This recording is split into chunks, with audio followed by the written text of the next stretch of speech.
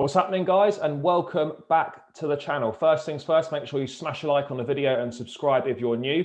And on Saturday evening in Rome, England take on Andrei Shevchenko's Ukraine for a place in the European Championship semi-finals. A lot at stake here, a lot to play for. Both sides coming through difficult encounters in the last 16 phase. England with a massive victory against the Germans. Psychologically, that was huge for them as a team, as a country. And the Ukraine coming through 120 minutes against Sweden as well, which was a big result for them. So, George, heading into this clash, more questions for Gareth Southgate, I suppose, in terms of, you know, we matched up the Germans with a 5 at the back, which worked well on the day. Do you expect that to remain in place, or do you think it would be better for this opposition to revert back to the 4-2-3-1 that we've seen deployed throughout the group stage? Yeah, I've had a lot of time to think about this, and I do believe that he set up against Germany very similar to what he did against Croatia in that opening game, which was designed specifically for those teams. So I would expect we're going back to a 4-2-3-1. Again, you know, the biggest challenge for Southgate now is not people thinking, oh, can England beat these sides? It's more, are England going to beat themselves by, you know, getting the wrong selection and being able to break teams like the Ukraine down. It's got a very similar atmosphere to the Iceland scenario, where I just expect, you know, them to play 10 behind the ball, and can England break them down? And we have struggled in the tournament to do that against sides. So 4-2-3-1, I would go, and I'd go with the back four of Shaw, and Walker back at left and right back, with Stones and Maguire in the middle, and back to that 4-2-3-1 we played originally. But it's now down to England, isn't it? You know, the draw's opened up, and we've got such a big opportunity that we cannot afford errors or risks to be taken in personnel or a change of formation. I don't expect to see a completely alien formation that we haven't yet trialed in the Euros. No, I think I'd have to agree with you on that one, mate. I would fully imagine that it would be back to a back four. I completely agree with your back four selection there. I don't see any reason to start switching fullbacks round or switching up the centre half position. We've got a good unit at the back there. We've not conceded. I don't think we need to be making changes there. I suppose the one area of the pitch, George, that's always up for debate is, you know, for example, is Mason Mount going to come back in if we go with a 4-2-3-1? Would he come back into that 10? Or, as myself, who I've championed throughout the whole tournament, and many others, is it time finally to unleash Jack Grealish from the start, perhaps in that number 10 role, like just ahead of the two holders in Phillips and Rice? Such a hard one again, isn't it? Because you know, there are so many players that can go into that number 10 role, as you say, and I would argue Jack Grealish is almost better on the left. I mean, we saw the goal come from the left from his cross, so therefore you have to switch Sterling to the right. Does that cause problems for Raheem Sterling and how he influences games? So yeah, there's a huge decision to be made there. That's the one area where, if he does change formation to a 4-2-3-1, questions need to be asked. And I'm sure there'll be people who, you know, if he picks Foden, will say, why wasn't it Mount? If it's Mount, they'll say, why isn't it Grealish? The only interesting aspect to that is, like we alluded to in the previous, content, was whether Grealish is doing so well because of his impact coming off the bench. You know, some players are just better coming on when the game's developed, and just, you know, getting through tired players and being able to influence that way. So I don't know. I would expect Grealish to start because of his performance, but it really is open. I really couldn't call it, I have to be honest. Yeah, it is a tough one. I suppose you can look at it both ways. You might look at it like, you know, well, he's doing really well off the bench, but then on the flip side, you could think, well, hold on a second. If this guy's making this much impact in 20-25 minutes, imagine what he could do from the start, even if he didn't play the full 90, even if he played 70-75 minutes. Imagine how much more he could create. So I think from an England perspective, it would be interesting to see Grealish from the start in a game. I think it suits Harry Kane much better. Grealish is one of those players that, you know, holds onto the ball a bit longer, sucks opposition defenders in. He wins a lot of fouls as well. So we can get a lot of set pieces into the box, which could, again, with Maguire and Stones, there's some good aerial threat there. Grealish wins a lot of fouls. And I think for Harry Kane, who's basically our talisman at the top end of the pitch, it would suit him much better with Jack Grealish playing. So hopefully we can see Grealish from the start, but it remains to be seen. And just a quick word, George, on Mason Mount. Obviously, he started the first 2 games of the tournament in that kind of what you might describe as a number 10 position, or just slightly ahead of the 2 sitters. He's had a fantastic season for Chelsea, but for this tournament, he's not been that, isn't played that well in the 2 appearances he's had. I personally don't feel it would be a big problem if he wasn't to start again. I'm not really sure I can see a way back in for him.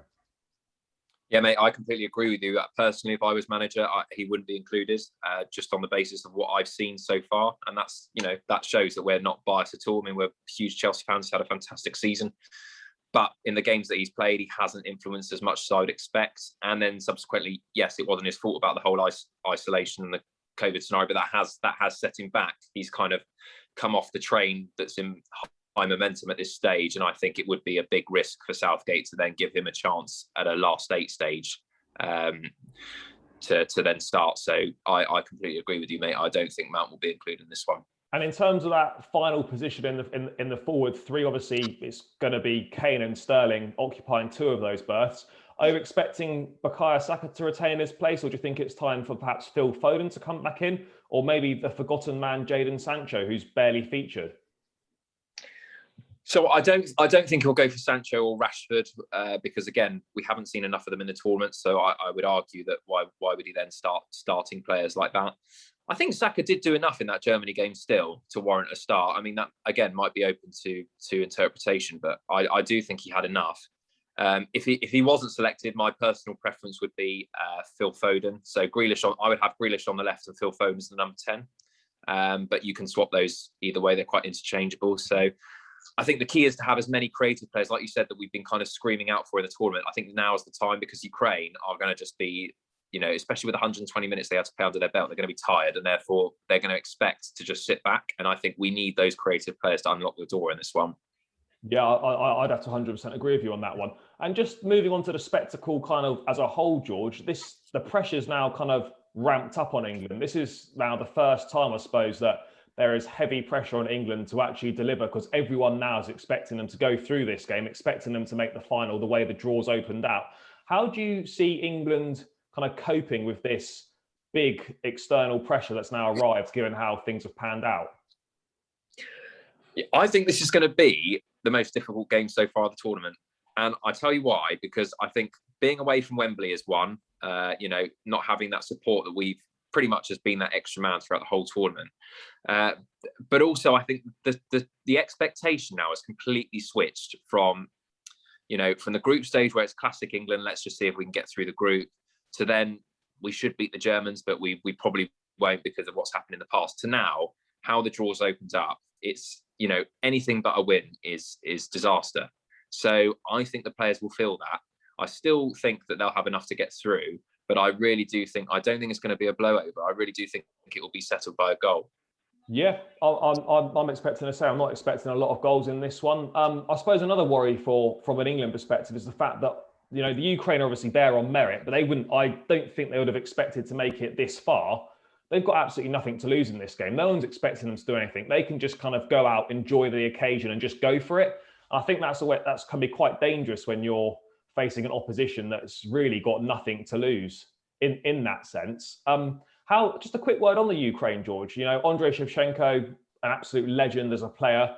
You don't often see many strikers go into management, so it's good to see him giving it a good crack and doing a great job with the Ukraine national side. The likes of Zinchenko, who we're seeing in a more advanced role for the national side to compared to what he does for Manchester City, and Yarmolenko as well, probably 2 of their better known players. Do you think the Ukraine can cause us a few problems on the night? Definitely, they can. I think the more we get frustrated with trying to break them down, they've certainly got players like you said. Yarmolenko and Zinchenko can cause problems. I mean, I saw Zinchenko's goal in the last stage, fantastic strike, and Yarmolenko's dangerous. We must give them respect. They're, like we've said about all the teams, they're there on merit, and they can cause problems. There's no doubt about that. It's like you said, mate, that's their biggest threat. They've got nothing to lose. They're absolutely buzzing. This is a place in the tournament that they've never experienced. So for them, they're not expecting to beat England, but that's the danger, isn't it? England we get complacent and we cost ourselves at times by getting too frustrated. So we've just got to stay calm, stay under control, and know that we've got the ability to outpick them eventually. But we've just got to be patient. I think if we try and panic too much, Ukraine's biggest shout is probably to nick a goal or to take it to penalties. That's their best course of action, I think. But mate, we're so close now. It's just like, you know, the draw. We've got to get to the final for me. Got to.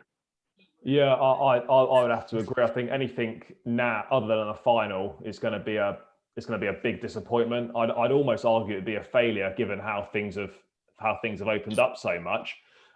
Just the last thing on the game, George, how do you expect England to approach it in terms of like a tactical point of view? Obviously, we've sat in very tight defensively for all the games so far, sort of aiming to get to around 65, 70 minutes and then trying to nick a goal or so in the last 15, 20 minutes. Do you expect that tactic to be deployed again in this game, or do you think we might see a slightly more open England going for it a bit more from the off rather than kind of waiting to the last 15, 20 minutes?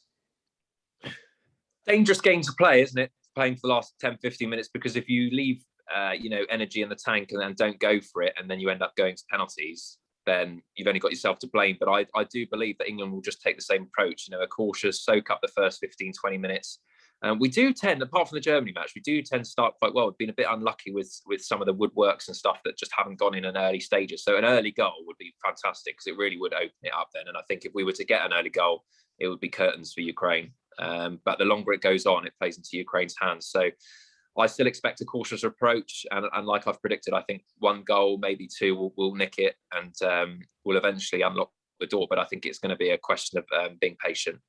Yeah, 100% agree. And just last thing, George, to wrap this video up, get a score prediction from yourself. I'm going to stick with a clean sheet and I'm going to go 1-0 to England again. Yeah, decent. I'm going to go with, I think England should win this game. As you mentioned, mate, I think England can only really beat themselves through being complacent and, not giving the game the respect it deserves. I'm going to go, I think we will concede in this one. I've just got a feeling, but I think we can react to it. And I'm going to go for a 2-1 England win. But yeah, that wraps up the match preview for the quarterfinal of the European Championships, England versus the Ukraine in Rome.